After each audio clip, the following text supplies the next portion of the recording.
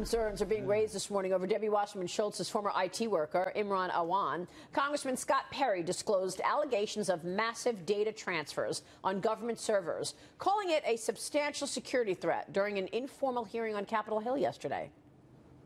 This means that up to 40 or more members of Congress had all of their data moved out of their office server or out of their cloud storage system and onto the Becerra server without their knowledge or consent. Now, Awan was arrested back in July at Dulles Airport in Virginia as he was trying to board a plane to get out of the country to go to Pakistan. In September, he pled not guilty to federal bank fraud charges. Joining us right now is Fox News senior judicial analyst Judge Andrew Napolitano. And, Judge, what's your take on this new security concerns? By the way, the whole time, we all knew that there was something much bigger here than bank fraud, and it had to do with security of the United States and its connection to the Muslim Brotherhood. Well, I think you're now it's coming right up. Yes, I think you're exactly correct. You said this from the start. And Congressman Perry is very much onto something here because he has revealed the existence of 5,700 unauthorized downloads of information from congressional computers, and they're not sure where it went. But they do know that the person who did do the downloads owed a lot of money to a lot of people in Pakistan, and some of those people were involved with Hezbollah. So it gets a little complicated. You have a former member of Congress, Javier Becerra, now the Attorney General of the state of California, who, though not personally involved in this, was at least nominally in charge of all these people. And you have the former chair of the Democratic National Committee and still a member of Congress, Debbie Wasserman Schultz, who's fighting very aggressively to keep the government from exposing the contents of a laptop. So we don't know what is in that laptop. Why is she pushing back so much about releasing this laptop? I do find it peculiar. Congresswoman Schultz should be as interested in and aggressive about protecting the national security of the United States. The raw data that members of Congress put in their computer systems and exchange with each other, keeping that secret and private as the law requires.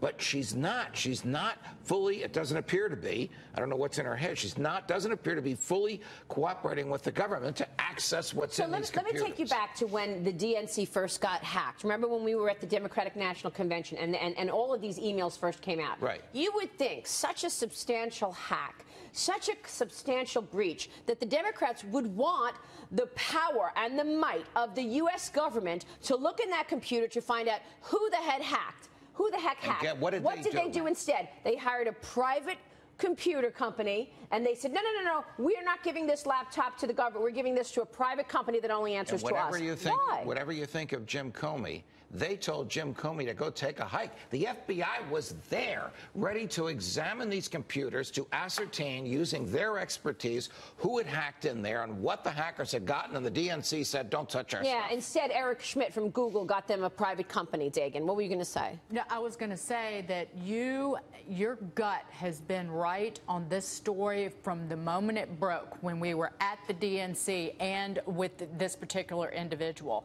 who, by the way, was still in Debbie Wasserman Schultz employ that up until literally the day that he got indicted. She kept him on the payroll. Yeah, why wouldn't she fire him? Right. Mm-hmm. Sometimes the government will charge you with a very specious charge just to keep you here. This is not a specious charge. Exactly the bank fraud charge is a very, very real charge, but it is not the government's real interest. That's exactly the government's real interest is in preserving the national security of the United States and learning to whom all of this data, 5,700 times, to whom this data in the Middle East went.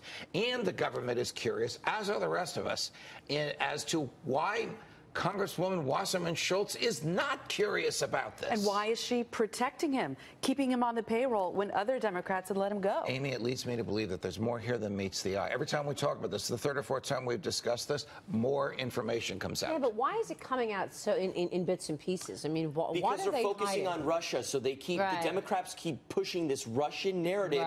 It's like, look over here, don't look over here. We're actually true enemies of the state have come in. Like you've talked about, there's ties to Hezbollah. There's money being wired to Pakistan.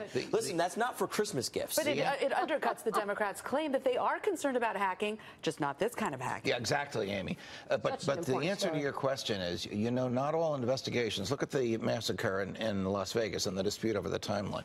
Not all investigations occur in an orderly fashion. You take evidence when it comes to you, and you're basically putting together a jigsaw puzzle, and some of it is leaked out, and it doesn't make sense until you know all the pieces that are around it.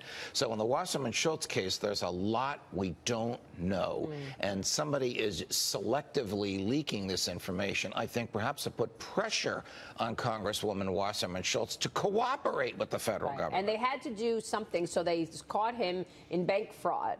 As he was about to get on a plane to Pakistan. His family had already left. Crazy. His wife had already left at that point. Well, that's another He wired the money ahead. Yeah. He's also undergoing a divorce in Pakistan with the same wife who's a co-defendant with him here in the United States. I mean, you can't make this stuff up. Wow. All right, well, there's more to come on that, and you can be sure we're going to cover it.